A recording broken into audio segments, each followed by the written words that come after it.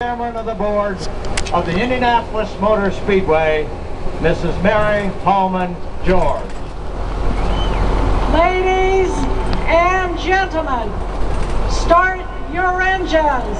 There's the command, Mary Holman George, and the engines roar to life.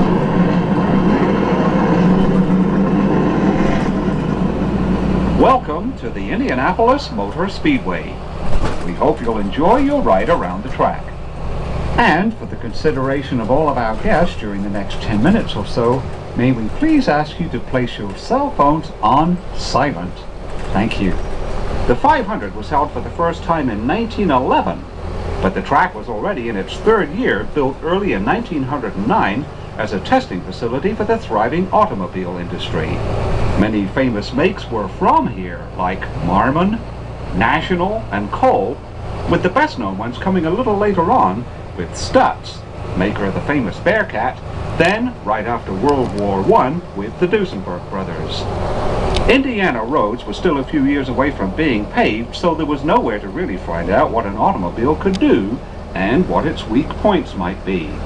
This track would solve that problem.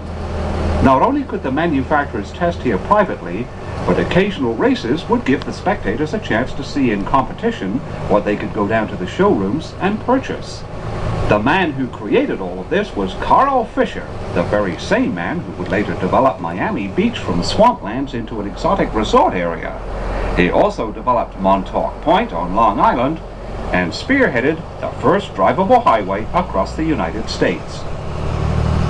We entered the track between turns 1 and 2 at the South End Short Straightaway. Up ahead is turn 2.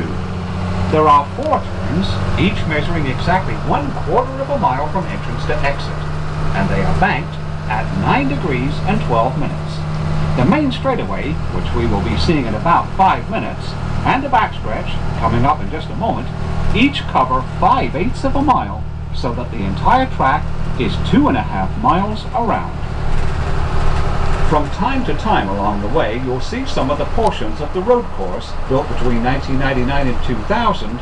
It winds through the infield and links back up with the oval over to the northwest. On the right are the original VIP suites built in 1973. We are riding on the very same 2.5 miles used by the drivers 100 years ago. Only the surface has changed. During the fall of 1909, down went 3,200,000 paving bricks, which is why the track still carries the nickname, the Brickyard. And where are the bricks today? Well, about 85% of the way around, they're still there, buried under several layers of asphalt. The most recent repaving job took place in the fall of 2004. If you think you may have spotted a golf course on either side of us, well, you have. It dates back to 1929. It's been revamped a couple of times since, most recently in 1993 by the world-famous Pete Dye, who used to live in Indianapolis. There are now 4 holes inside the track and 14 over on the right. The old course was once a major stop on the PGA Tour, the 500 Open being held between 1960 and 68.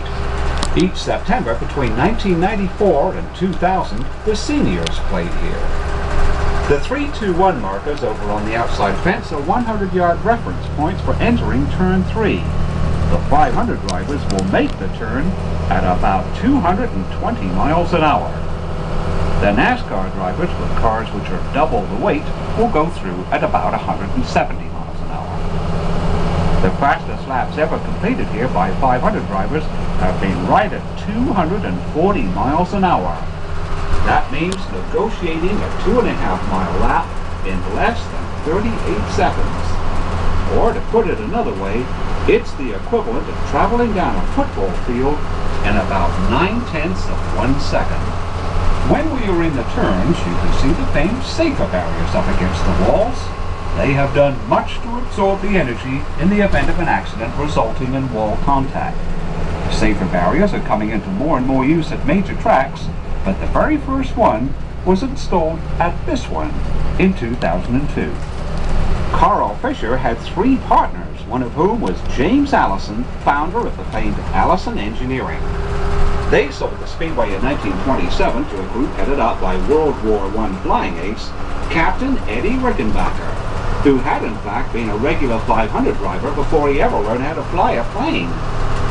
In 1945, the track was sold to Anton Holman Jr. of Terre Haute, and it has remained in the Holman George family for over 60 years. Over on the left are the final turns of the road course on their way to linking up again with the oval.